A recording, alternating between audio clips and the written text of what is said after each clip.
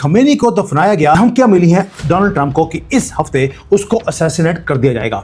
हम उसे वहीं पे उड़ा देंगे जब वो वर्ल्ड लीडर्स के साथ यानी कि नेटो के साथ मीटिंग कर रहा था और इसकी प्राइस भारत को पे करनी पड़ रही है। इजरायली इंटेलिजेंस ने अभी लीक किया एक टेरिफाइंग रिपोर्ट को कि ईरान एक्टिवली हंट कर रहा है डोनाल्ड ट्रंप को। ये कोई एम्प्टी धमकियां नहीं है। नमस्कार और वेलकम बैक। खमेनी को दफनाया गया और उस टाइम पर धमकियां मिली हैं डोनाल्ड ट्रंप को कि इस हफ्ते उसको असैसिनेट कर दिया जाएगा। यहां तक कि ईरान ने यह भी बता दिया, हमें मालूम है कि वो वहां पर तुर्की में क्या कर रहा है, कहां बैठा है, हम उसे वहीं पे उड़ा देंगे जब वो वर्ल्ड लीडर्स के साथ यानी कि नेटो के साथ मीटिंग कर रहा था। जो मिस्टेक है अमेरिका वही कर रहा है बार बार जो उन्होंने पिछले 40 साल में करी और इसकी प्राइस भारत को पे करनी पड़ रही है। सारे मुद्दे बताऊंगा क्योंकि चाइना ने भी अब ईरान को हेल्प करनी शुरू कर दी है। वो भी चाहता है चाइना कि ईरान के थ्रू अमेरिका को वो मात दे दे। इजरायली इंटेलिजेंस ने अभी लीक किया एक टेरिफाइंग रिपोर्ट को कि ईरान एक्टिवली हंट कर रहा है डोनाल्ड ट्रंप को। वो चाहता है ईरान कि डोनाल्ड ट्रंप को मार दिया जाए। ना रहेगा बांस ना बचेगी बांसुरी। साथ में जो थ्रेट है वो सिर्फ डोनाल्ड ट्रंप के पास नहीं है, उसकी जो पूरी की पूरी फैमिली है उसे उड़ाने की बातें हो रही हैं। मैंने पहले भी वीडियो बनाया था जब पूरी मीडिया ने कवर नहीं किया था कि जो इवांका ट्रंप है वो नंबर 1 टारगेट है, क्योंकि सबसे ज़्यादा प्यार डोनाल्ड ट्रंप अपने बच्चों में से जो इवांका ट्रंप है उससे करते हैं। ये कोई एम्प्टी धमकियां नहीं है। कोऑर्डिनेटेड स्टेट स्पॉन्सर्ड जो ईरान की गवर्नमेंट है वो असैसिनेशन का प्लॉट वो कर रही है आज की डेट पे। टाइमिंग एब्सोल्युटली चिलिंग है। ये प्लॉट एक्सेलरेट करेगा मैसिव जो स्टेट का फ्यूनरल है। वो खमेनी जिसकी बॉडी भी मिली नहीं, उन्होंने उसके अंदर सुअर के ऊपर लिख दिया अली खमेनी और उसको दफना दिया। 6 दिन रोते रहे, छातियां पीटते रहे। पूरी की पूरी स्ट्रीट्स को ईरान के अंदर हमने देखा रेडिकलाइज्ड लोग। ये जानवर है, ये इंसान नहीं बन सकते। जुलाई 9 को कल परसों खत्म हो गया ये सारा का सारा स्यापा जो ये कर रहे थे। लेकिन साथ में काम और बंद हुआ। जहां पर स्ट्रीट्स के ऊपर खमेनी के लिए ये छातियां पीट रहे थे, वहीं पर यूएसए और ईरान की जो टॉक्स हो रही थी दोहा के अंदर वो बंद हो गई हैं, वो फ्रीज हो चुकी हैं। सबको लगा कि भाई खमेनी के मरने के बाद जो रजीम है ईरान की वो पैरालाइज हो जाएगी। कंप्लीटली रॉन्ग था पूरा दुनिया। ये जानवर एक मरेगा दूसरा और ये कॉकरोचों की तरह पैदा हो जाते हैं। ईरान ने अभी खमेनी को तो दफना दिया, लेकिन कंट्री को चला कौन रहा है ये आज तक समझ नहीं आया। मौजतबा वही छक्का जो इसका बेटा है, गे है, अपने 5-6 हस्बैंड्स के साथ कहां पर मर के बैठा हुआ है, छुप के बैठा है, दुनिया को नहीं मालूम। यानी कि ईरान को आज कौन रन कर रहा है किसी को नहीं मालूम। लेकिन अगर आप देखेंगे यही गलती तो अमेरिका पहले भी करता रहा। अगर अमेरिका का पिछले 30-40 साल से अगर हम स्ट्रैटेजी देखें, उनकी स्ट्रैटेजी होती है कि जो टॉप का आदमी है कंट्री का उसको मार दिया जाए इन इस्लामिक कंट्रीज के अंदर। और उनको लगता है अमेरिका को कि अगर ऊपर टॉप का आदमी मर जाएगा तो पूरा सिस्टम उस कंट्री का कोलैप्स कर जाएगा। लेकिन अब देखिए इराक के अंदर अमेरिका गया, सद्दाम हुसैन को बाहर निकाला 2003 में, पूरी की पूरी रजीम को ओवरनाइट हिला के रख दिया। लेकिन इराक के अंदर क्या हुआ? क्या वहां पे शांति आई? इराक के अंदर ब्लडी एंडलेस सिविल वॉर वहां पे शुरू हो गया। रेडिकल जो फैक्शंस हैं उन्होंने पूरी सिटीज को या कंट्री को टेक ओवर कर लिया। यही चीज लीबिया में हुआ। 2011 में गद्दाफी को हंट किया, उसको मार दिया गया। लीबिया इमीडिएटली कोलैप्स के अंदर चला गया। कंप्लीट एनार्की है आज तक। वहां पर भी एक टेररिस्ट कंट्री बना दी गई लीबिया के अंदर। आप सीरिया देख लीजिए, कोई भी कंट्री देख लीजिए, हमेशा यही गलती अमेरिका करता है। जाता है टॉप के लीडर को खत्म करते हैं, लेकिन जो काम को पूरा करना है उसको नहीं किया जाता। इसको बोलते हैं अनमिटिगेटेड केओस। अब आप आते हैं ईरान के ऊपर। प्रिसीजन स्ट्राइक करी गई, वही स्ट्रीट डॉग खमेनी को मार दिया गया 28 फरवरी को। वॉशिंगटन को लगा कि यहां पर भी जो पूरी रजीम है वो कोलैप्स कर जाएगी और उनको लगता था कि बाकी कंट्रीज के अंदर जो कंट्री के प्रेसिडेंट्स थे उनको मारा गया, लेकिन ईरान के अंदर जो रेडिकल हेड था खमेनी उसको मारा है, तो जो पुरानी हिस्टोरिकल मिस्टेक्स हैं उसको हम रिवर्स कर देंगे। उसके बाद ये प्रे करने लगे जीसस को कि भाई यहां पर एक डेमोक्रेटिक अपराइजिंग आएगी, लोग सड़कों पे आएंगे और पूरी कंट्री अब ये डेमोक्रेटिक बन जाएगी। इस्लामिक घटियापन से ये कंट्री बाहर निकल जाएगा। लेकिन दोस्तों इसमें फेटल एरर क्या है? जियोपॉलिटिक्स वो प्रेयर्स के ऊपर नहीं चलती, वो स्ट्रेटजी के ऊपर चलती है। और जियोपॉलिटिक्स के अंदर यही काम होता है, आप जाते हैं परमानेंट एक काम या सॉल्यूशन करके फिर ही आप बाहर निकलते हैं। एक तरफ तो अमेरिका बोलता है हम सुपर पावर हैं और दूसरी तरफ अमेरिकन प्रेसिडेंट को असैसिनेट करने की जहां से धमकियां आ रही हैं उसको छोड़ दिया गया। यानी कि सिर्फ खमेनी को मारा, उसके बाद जो एस्केलेशन होना चाहिए उसको कभी डिस एस्केलेट करते हैं, फिर एस्केलेट करते हैं, ये पिंग पोंग चलता जा रहा है। अब जो ईरान के अंदर जो सक्सेशन है उसका क्वेश्चंस वो अभी भी अनरिजॉल्व है। ईरान को आज रन कौन कर रहा है? उनकी गवर्नमेंट आती है नेगोशिएट करने के लिए, जो IRGC वाले हैं वो मिसाइल्स को छोड़ रहे हैं, और ईरान वाले क्या बोलते हैं, हमने नहीं किया। ये नॉन स्टेट एक्टर्स हैं। इस्लामिक कंट्री के अंदर एक्टर्स और नॉन स्टेट एक्टर्स ये हर कंट्री के अंदर हैं। आप नेगोशिएट करेंगे किससे? इसलिए सॉल्यूशन एक ही है, टोटल डिस्ट्रक्शन। दोस्तों, जो अमेरिका के अंदर जो एक्सपर्ट्स हैं आज कंप्लीटली साइलेंट हैं। वो जो बोल रहे थे कि हम ईरान के अंदर रजीम को चेंज करके छोड़ेंगे, इसकी इकोनॉमिक लाइफलाइन को बंद करके छोड़ेंगे, आज साइलेंट है। जो कॉन्स्टिट्यूशनल प्रोसेस है वो पूरा स्टॉल्ड है। एक साइलेंट कू है जो ऑलरेडी शुरू हो गया ईरान के अंदर भी, और ईरान अमेरिका के अंदर भी करने की कोशिश कर रहा है। जो वहां पर क्लरिक्स है, आपको मालूम है, जो वहां पे मौलवी थे, मुफ्ती थे, जो पूरी कंट्री को चला रहे थे, आज वो उनके हाथ में सत्ता नहीं है। इस सत्ता आ गई है इस्लामिक रेवोल्यूशनरी जानवरों के हाथ में। और वो क्या कर रहे हैं? वो पूरे कंट्री को टेक ओवर कर लिया। वैसे जैसे इराक में और लीबिया में इसी टेररिस्ट ने टेक ओवर किया था, वही चीज आज ईरान में हो रही है। और पूरा का पूरा कंट्री आज कंट्रोल किया जा रहा है गन्स के थ्रू। दोस्तों, ये जो सारा IRGC है या जो रेडिकल्स होते हैं, इनको फंड करता है डीप स्टेट, और डीप स्टेट का मनी। अब आपको समझ आ गया होगा कि ईरान को आपने टॉप लीडरशिप को तो मार दिया, लेकिन आपने डीप स्टेट जो है वही FBI, CIA, सोरोस, इनको लगा दिया कि आप ईरान को कंट्रोल कर लीजिए। और वो मैनेज कर रहे हैं प्रॉक्सी नेटवर्क्स को across whole of Middle East. जो मैन इन टर्बन्स थे जो कंट्री को चला रहे थे, वो सिर्फ फेस है। यानी कि जो आपके मौलवी मुफ्ती हैं वहां के ईरान के, या so called president and speaker of the house, वो तो फेस हैं। लेकिन जो जनरल्स हैं जो यूनिफॉर्म के अंदर हैं, वो है ब्रेन ऑफ द कंट्री। और जो एक्चुअल लीडरशिप है वो इन जानवरों के पास है, IRGC के पास। जो डिप्लोमेटिक बैक चैनल्स है उसको खत्म कर दिया गया। दोहा नेगोशिएशंस टोटली घोस्ट टाउन बन चुका है, बंद हो चुकी है। और जो डिप्लोमेट्स हैं जो वहां पे नेगोशिएट करने आ रहे हैं, उनके पास जीरो पावर है। जो हार्ड लाइनर्स हैं उन्होंने हर चीज को कंट्रोल कर लिया। और यही गलती है जो अमेरिका ने बाकी कंट्रीज में करी, वही गलती वो ईरान में कर रहा है। जो भारत को प्राइस पे करनी पड़ रही है वो बताऊंगा आपको एंड में। लेकिन पहले करते हैं फॉलो मनी को। अगर आप फॉलो मनी करेंगे, आपको समझ आएगा कि जब वॉर वेस्ट है वो तो देख रहा था कि खमीनी को दफनाया जा रहा है, लेकिन जो पैसा है उसने मूव करना शुरू कर दिया। आपको मालूम है मैं चाइना में रहता हूं, अभी भारत में हूं, लेकिन चाइना ने quietly massive discounted oil Iran से खरीदना शुरू कर दिया। एक शैडो फ्लीट है टैंकर्स की, वो ऑयल को मूव कर रही है। और बीजिंग ने पैसे भेजने शुरू कर दिए हैं ईरान को कि आप न्यूक्लियर बॉम्ब बनाइए, आप मिसाइल्स बनाइए और उसको यूज कीजिए अमेरिका के खिलाफ। मैं आपसे तेल खरीदता रहूंगा, आपको टेक्नोलॉजी भी चाहिए इन मिसाइल्स को बनाने के लिए, वो भी चाइना देने को तैयार है। वेस्टर्न मीडिया ने कंप्लीटली मिस किया इस मनी मूवमेंट को, तेल की मूवमेंट को, फाइनेंशियल लाइफलाइन को। वो तो बिजी हैं, क्या दिखा रहे हैं आपको? सारा टाइम उनका जो मीडिया है हमारा भारत का भी, वो दिखा रहा है, देखिए खमीनी को सुअर बीच में डालकर उसको दफनाया जा रहा है। वो दिखा रहे हैं कि लोग जैसे कैसे छातियां पीट रहे हैं।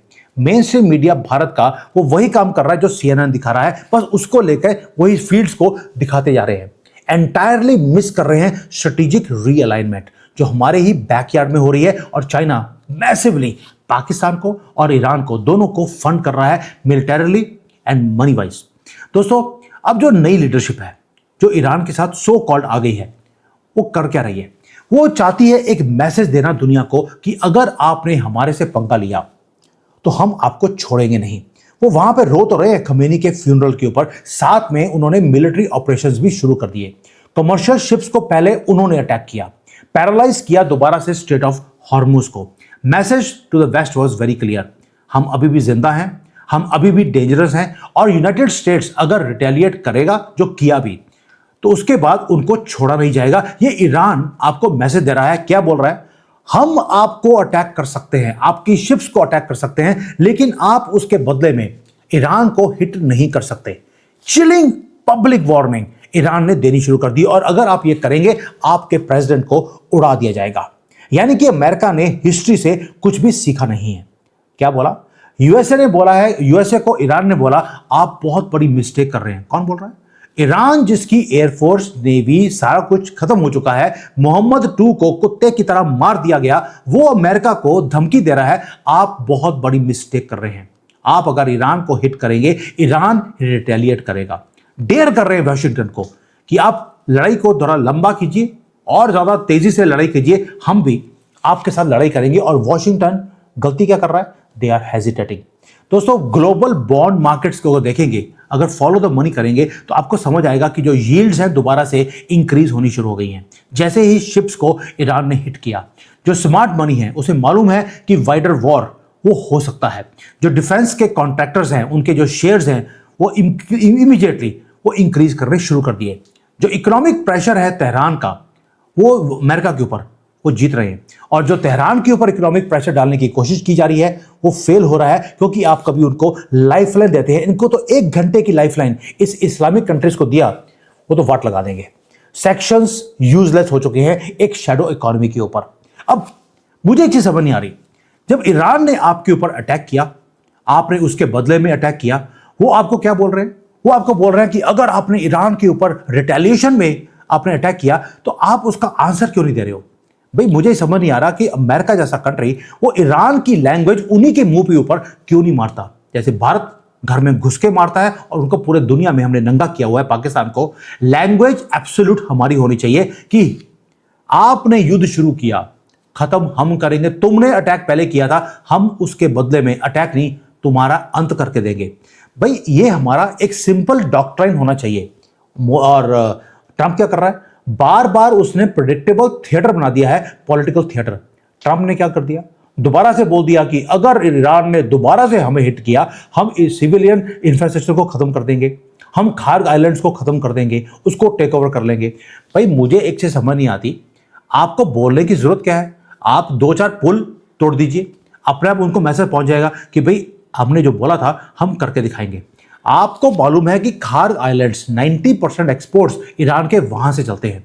आपको डिस्ट्रॉय करना है, डिस्ट्रॉय कर दीजिए। वहां पे डोनाल्ड ट्रंप के मुंह में पानी आता है, उसको लगता है कि वहां पे अगर मैं तेल कंट्रोल में कर लूंगा तो सारे दुनिया का कंट्रोल ऑयल का मेरे हाथ में आ जाएगा, ईरान की इकोनॉमी वैनिश होती है, होने दीजिए। लेकिन वो तेल के चक्कर में उस आइलैंड्स को डिस्ट्रॉय नहीं कर पा रहा। यही गलती अमेरिका ने पहले करी थी इराक में, लीबिया में, वही गलती वो ईरान में कर रहे हैं।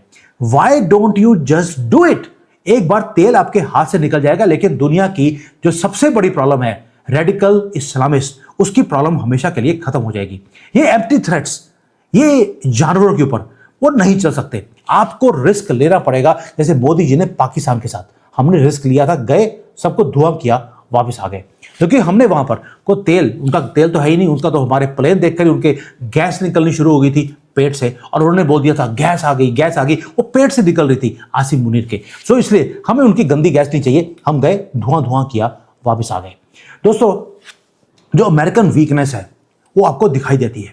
ये जाते हैं, प्रॉब्लम क्रिएट कर वापस आ जाते हैं, और उनको लगता है कि जो सामने वाला अपने बोझ के नीचे दब के मर जाएगा। लेकिन इसमें एक सरप्राइज एलिमेंट भी है। सरप्राइज एलिमेंट है ट्रंप का। वो कैसे? ट्रंप की आदत है वो जाकर प्रॉब्लम को क्रिएट करता है, उसके बाद वो वेट करता है कि एनिमी कोई ना कोई गलती करेगा, फिर मैं रिटेलिएट करूंगा।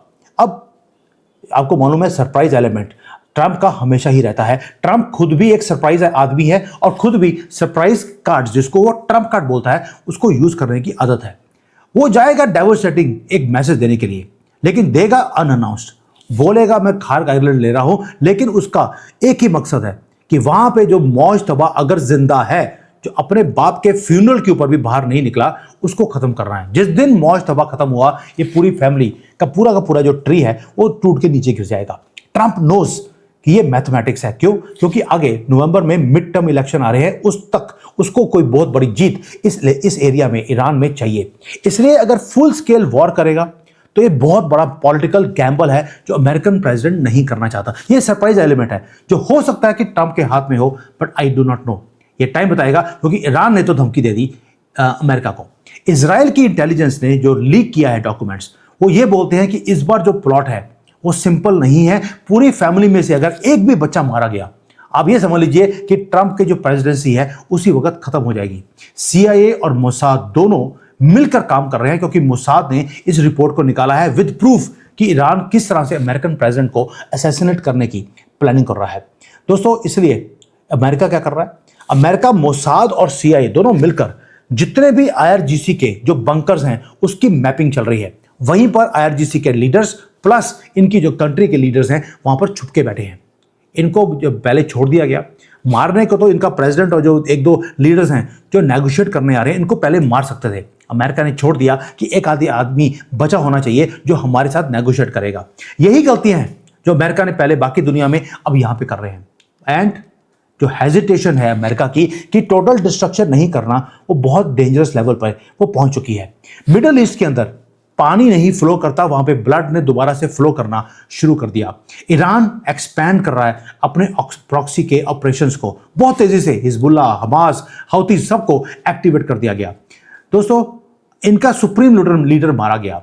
इन्होंने नए लीडर खड़े कर दिए और उनको वेपनाइज किया जा रहा है कि आप क्योस को क्रिएट करके रखिए। जब तेल के प्राइसेस दुनिया में बढ़ेंगे तो दुनिया प्रेशर करेगी डोनाल्ड ट्रंप को युद्ध को बंद करने के लिए। इसलिए जो आईआरजीसी है उसने ये सारी मिसाइल्स को छोड़ना शुरू कर दिया। वो प्लॉट कर रहे हैं कि सारे जितने भी ये ऑयल वाली कंट्रीज हैं या कंपनीज हैं उसको हिट किया जाए। ऑयल की प्राइसेस को बढ़ाना है ताकि युद्ध बंद हो। They are defying the most powerful military on the earth. क्यों? क्योंकि ईरान के पास लूज करने के लिए कुछ नहीं है और अमेरिका के पास सब कुछ है लूज करने के लिए। एक भी अमेरिकन अगर सोल्जर मरता है तो वहां पे हल्ला शुरू होता है कि प्रेसिडेंट वीक है। भाई, ईरान का सब कुछ तबाह कर दिया। उनके 20-30 हजार लोग आईआरजीसी के वो मार दिए गए, लेकिन ईरान उसके बाद भी जीत गया। लेकिन अमेरिका का एक अमेरिकन मरा है तो अमेरिका हार गया। इसका मतलब है इंसानों के मरने पे वैल्यू होती है, कॉकरोचों के मरने पे किसी को नुकसान नहीं होता। इसलिए युद्ध कॉकरोच ही जीतते हैं। दोस्तों, अब आते हैं कि जो ये मॉडरेट्स हैं जो अमेरिका के अंदर आज बड़े चुप हैं। अल्टीमेट जो हार्डलाइनर्स हैं, तभी बोल रहा हूं, वो होल्ड कर रहे हैं डेटोनेटर को अपने हाथ में। बॉम्ब्स उनके हाथ में है। अब तो उन्होंने यूरेनियम जो है वो भी एनरिच करना शुरू कर दिया ईरान वालों ने। वो बेवकूफ बनाते रहे दुनिया को कि पिछले 2 महीने से नेगोशिएशन चल रही हैं, उस टाइम पर वो एनरिच कर रहे थे अपने यूरेनियम को। अब जो नई रिपोर्ट आई है एटॉमिक एनर्जी एजेंसी की तरफ से, वो ये बोलते हैं कि कुछ दिन दूर हैं, सिर्फ कुछ दिन दूर एक न्यूक्लियर बॉम्ब बनाने के लिए। अमेरिका ऑलरेडी वेपन ग्रेड का मटेरियल तैयार करने की आखिरी कुछ सेकंड्स के अंदर है। और जब यह बन गया, पहला काम यह होगा, वो खमेनी के मरने की जो एक होता है ना कि उसका आंसर देंगे, वो इजराइल के ऊपर सबसे पहले न्यूक्लियर बॉम्ब को फेंकेंगे। दोस्तों, एक्सेलरेट हो गया है न्यूक्लियर टाइमलाइन। ये युद्ध होकर रहेगा और न्यूक्लियर बॉम्ब ईरान के हाथ में आ जाए और वो यूज ना करे, ऐसा हो नहीं सकता। अब आते हैं, ये तो हो गया जो हो रहा है ईरान में, लेकिन इसकी जो प्राइस है वो भारत को पे करनी पड़ रही है। मिडिल ईस्ट की प्रॉब्लम अब सिर्फ मिडिल ईस्ट की प्रॉब्लम नहीं है, भारत के लिए बहुत बड़ा थ्रेट है। पहली बात ये, अगर ईरान ने न्यूक्लियर बॉम्ब यूज कर लिया, आप ये समझ लीजिए उसके बाद भारत के अंदर 30 करोड़ जिहादी ये ऐसे एक्टिवेट हो जाएंगे, गली गली में हिंदुओं के कत्ल करेंगे कि हमारा खमेनी के मरने के बाद हमने रिवेंज लिया है, अब हम आपसे लेंगे। साइमल्टेनियसली पाकिस्तान भी आपके ऊपर न्यूक्लियर बॉम्ब की धमकी देगा या यूज कर लेगा। ये डायरेक्ट थ्रेट है भारत के अंदर से और भारत के बाहर से। तभी बोल रहा हूं, जब ईरान का युद्ध शुरू हुआ, मैंने सबसे ज्यादा भंगड़े डाले कि अब खमेनी की कंट्री खत्म होएगी, रेडिकलाइज्ड लोग खत्म होंगे, तो वहां पे जब वो खत्म होंगे तो भारत के 30 करोड़ जिहादी ये यतीम होंगे और इनका यतीम होना अनिवार्य है, नहीं तो आपका जीना हराम कर देंगे।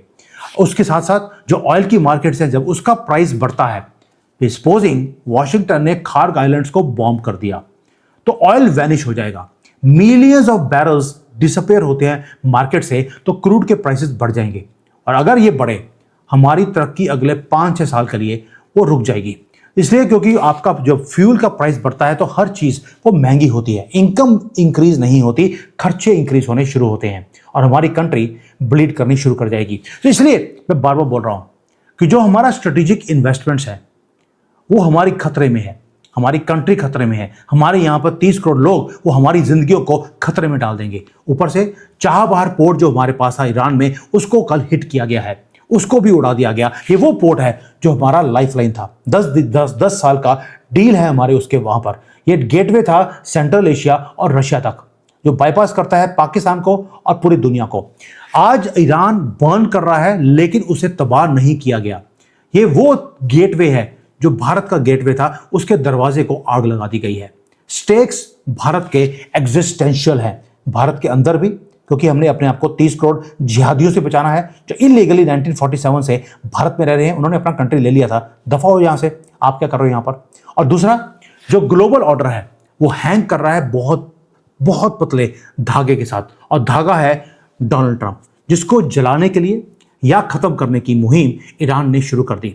जो अगला स्ट्राइक अमेरिका की तरफ से या ईरान की तरफ से आएगा वो हर चीज को चेंज करेगा। इसलिए आप ऑयल मार्केट की प्राइसेस को देखिए, वो बढ़ रहे हैं या कम हो रहे हैं, क्योंकि गेम जब शुरू होगी सबसे पहले मनी मूव करना शुरू करेगा। थैंक यू, जय हिंद, वंदे मातरम।